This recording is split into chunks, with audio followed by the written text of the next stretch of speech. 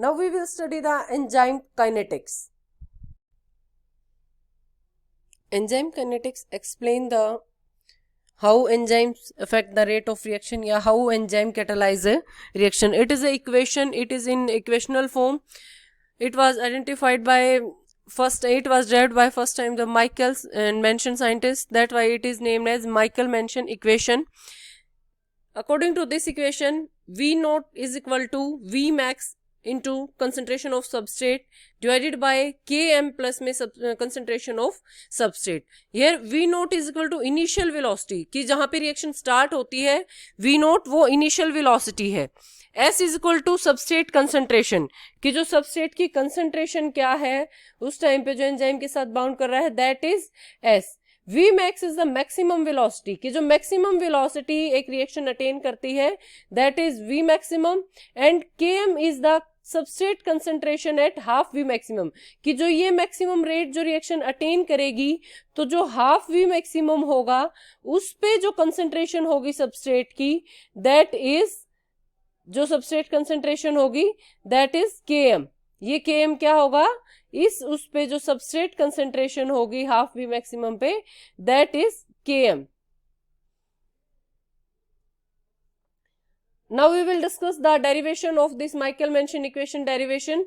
In 1930, Leonard Michaelis and Maud Mention proposed the following reaction mechanism for the enzymatic reaction. E plus as enzyme plus substrate form the enzyme substrate complex and then dissociate in the form of enzyme and product. तो जो enzyme plus substrate ने जो बनाया उसका जो rate constant है उस reaction का, दैट इज K1, और जो एंजाइम सबस्ट्रेट ने डिसोशिएट होकर एंजाइम और प्रोडक्ट बनाया उसका जो रेट कांस्टेंट है दैट इज K2. और एंजाइम सबस्ट्रेट क्योंकि एक रिवर्सिबल रिएक्शन है तो एंजाइम सबस्ट्रेट डिसोशिएट होकर अगर एंजाइम प्लस सबस्ट्रेट भी बना रहे हैं, that is K-1 for that reaction is rate constant. तो जो अगर हम इस रिएक्शन का अब स्टार्टिंग में पढ़ते हैं, अगर हमें पूरी जो रिएक्शन है इसका प्रोडक्ट की फॉर्मेशन कि जो ये प्रोडक्ट की फॉर्मेशन हो रही है इसका हमें रेट निकालना है कि क्या रेट है ओवरऑल रिएक्शन का प्रोडक्ट फॉर्मेशन के लिए. तो प्रोडक्ट फॉर्मेशन किससे हो रहा है, ES से हो रहा है, और इसका जो रेट कांस्टेंट है वो क्या है, K2 है. तो V क्या होगा यहाँ पे, रेट ऑफ रिएक्शन, क्योंकि जो ओवरऑल प्रोडक्ट फॉर्मेशन के लिए हम निकाल रहे हैं. K2 क्योंकि ये रिएक्शन इसका रेट लिमिटिंग स्टेप है, that is K2 into concentration of ES. ये इसके लिए प्रोडक्ट का काम करेगा ना, ये सॉरी सबस्ट्रेट का, ये इसके लिए सबस्ट्रेट का काम कर रहा है, कितना ES बन रहा है उतना ही प्रोडक्ट बनेगा. तो ये concentration of enzyme plus substrate ES complex और enzyme substrate complex. We marked it as equation 1. The maximum reaction rate Vmax will occur at a point where the total enzyme concentration on total enzyme bound to the substrate. इसका मतलब क्या है कि जो maximum rate है V maximum वो कब attain करेगी कोई भी रिएक्शन, V मैक्सिमम रेट को कब अटेन करेगी, जब जो जितना भी टोटल एंजाइम वहां पे प्रेजेंट है, जो टोटल कंसंट्रेशन है एंजाइम की वो किससे बाउंड कर जाएगी, सारी सबस्ट्रेट से, कि कोई एंजाइम खाली बचेगा ही नहीं. तो इट मींस क्या है, एंजाइम की फुल एफिशिएंसी होगी. तो उस टाइम पे क्या होगा कि जो सारा जो एंजाइम है वो सबस्ट्रेट से बाइंड कर जाएगा. तो उस टाइम पे क्या होगा, तो सब एंजाइम प्लस सबस्ट्रेट की कंसेंट्रेशन किसके बराबर हो जाएगी, जो टोटल एंजाइम की कंसेंट्रेशन है, क्योंकि जितनी टोटल एंजाइम की कंसेंट्रेशन उतना है उससे सबस्ट्रेट बाइंड कर जाएगा. तो इसको हम ES की जो कंसेंट्रेशन है, ES की जो वैल्यू है यहाँ पे, इसको हम रिप्लेस कर देते हैं ET से. तो हमारी जो रिएक्शन बनेगी फिर, और V को किससे रिप्लेस कर देंगे, V मैक्सिमम से, क्योंकि ये कंडीशन कब होगी, जब V किसके बराबर होगा, V मैक्सिमम के बराबर. तो हमारी जो फर्स्ट इक्वेशन है वो क्या बन जाएगी, वो इस टाइप से बन जाएगी हमारी first equation. V max is equal to K2 जो यहां से आया था इनटू कंसेंट्रेशन ऑफ ET, जो कि ES की जगह हमने पुट किया है ET को. तो ये हमारी इक्वेशन बन गई सेकेंड. अब उसके बाद थर्ड इक्वेशन में हम क्या करेंगे, डिवाइडिंग इक्वेशन 1/2. ये जो इक्वेशन 1 है इसको हम इक्वेशन 2 से डिवाइड कर देंगे.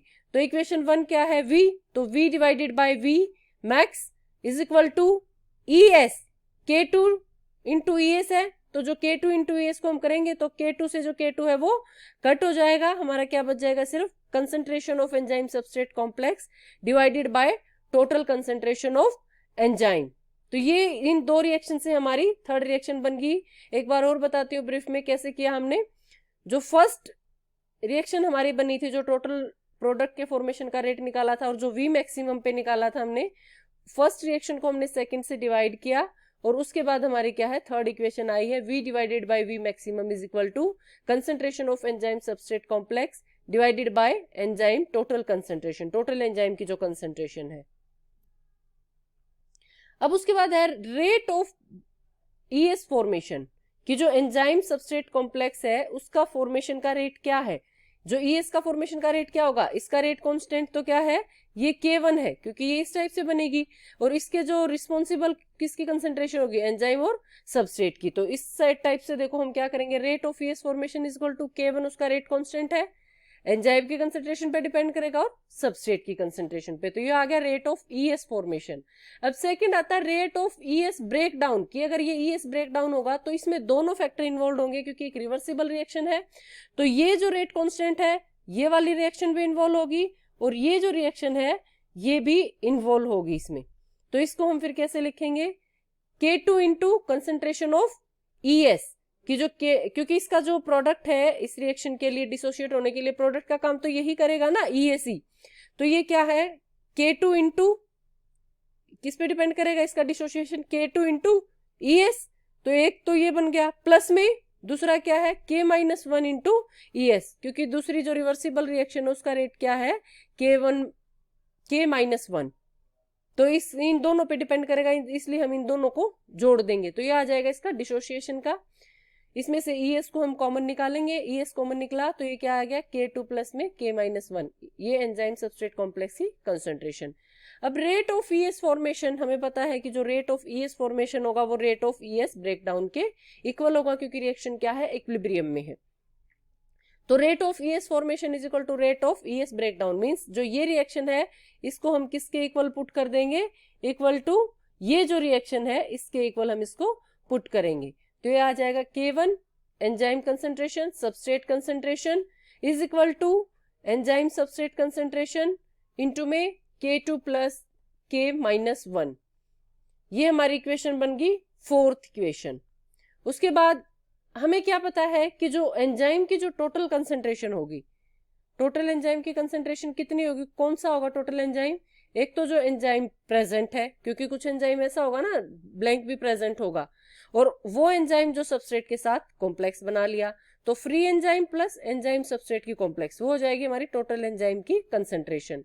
तो अगर हम ये ET जो है, ET is equal to E into ES, अगर हम यहां से E निकालें, फ्री एंजाइम कितना होगा, ET, ये हो जाएगा ET, और इसके इधर आके क्या हो जाएगा, ET माइनस में ES।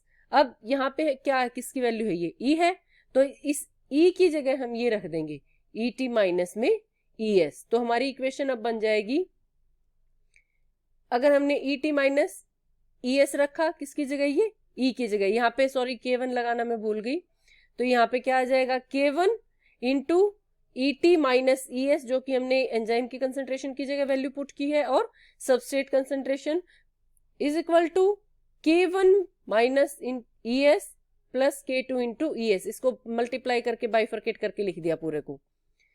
अब उसके बाद K1 ET ES, इसको जब हमने इससे मल्टीप्लाई किया तो ET ES और K1 minus ES ET, sorry ES और सबस्ट्रेट की, एंजाइम सबस्ट्रेट की कॉम्प्लेक्स, मींस आप इस इक्वेशन को सॉल्व करोगे तो ये आ जाएगी, K1 से मल्टीप्लाई करोगे और सबस्ट्रेट कंसंट्रेशन से मल्टीप्लाई करोगे दोनों को, तो ये इक्वेशन बन जाएगी, बराबर है K-1 एंजाइम सबस्ट्रेट कॉम्प्लेक्स की कंसंट्रेशन प्लस में K2 into enzyme substrate complex की कंसंट्रेशन। उसके बाद जब इस इक्वेशन को सॉल्व करेंगे तो हमारी इक्वेशन होगी, ये जो है इसको हम इधर पुट करेंगे, यहाँ पे अगर यहाँ माइनस में है तो ये क्या हो जाएगा, यहाँ पे प्लस में हो जाएगा।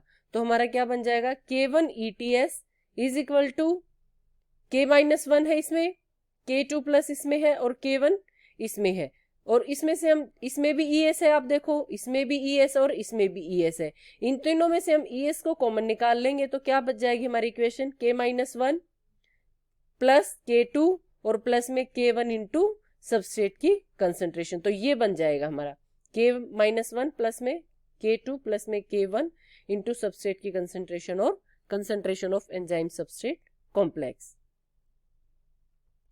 उसके बाद इसमें ये देखो आप, इस ES को हमने इधर पुट कर दिया, जो ES के साथ में सारा जो ये था, ES इधर बच गया, इस सारे को हमने इधर पुट कर दिया, तो ये इससे क्या आ जाएगा, इसके डिवीजन में आ जाएगा सारे का सारा।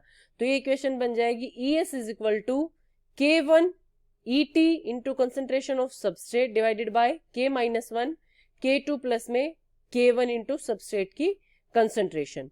तो जो K1 को हम इसमें से कॉमन निकालते हैं, तो इसमें K1 नहीं है तो it will divided by K1, इसमें K1 नहीं है it will divided by K1, ये K1 है तो ये K1 से K1 कट जाएगा और यहाँ सबस्ट्रेट की कंसेंट्रेशन, तो ये बन जाएगा हमारा K-1 divided by K1, K2 divided by K1 into substrate की कंसेंट्रेशन और मल्टीप्लाई बाय K1। अब जो ET इंटू S है, एंजाइम टोटल और सबस्ट्रेट की कंसेंट्रेशन है, और ये K1 है, तो ये K1 से K1 कैंसिल हो जाएगा, तो हमारा क्या बच जाएगा, ES is equal to E2 into substrate concentration K-1 plus में K2, क्योंकि इन दोनों में K1 कॉमन है तो हमने K1 को कॉमन निकाल लिया, प्लस में S।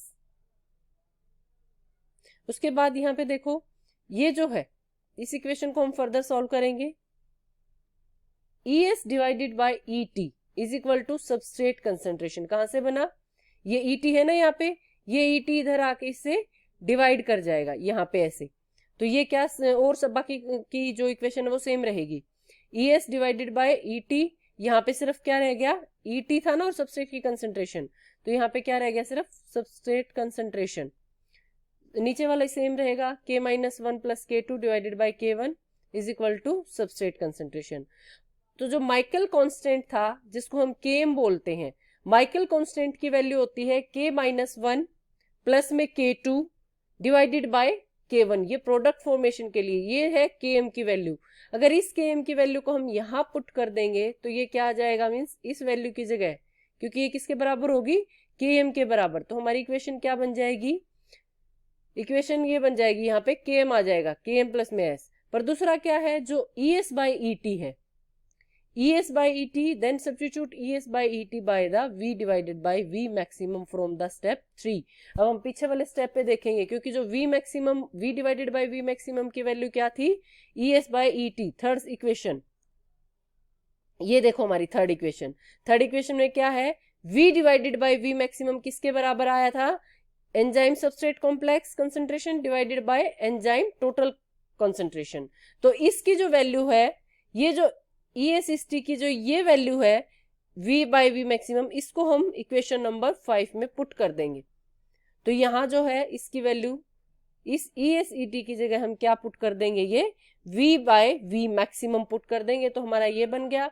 और जो Km की, इसकी जगह हम क्या पुट कर देंगे, ये Km पुट कर देंगे, तो हमारा क्या बन जाएगा, V divided by V maximum is equal to substrate concentration divided by Km plus में सबस्ट्रेट कंसेंट्रेशन।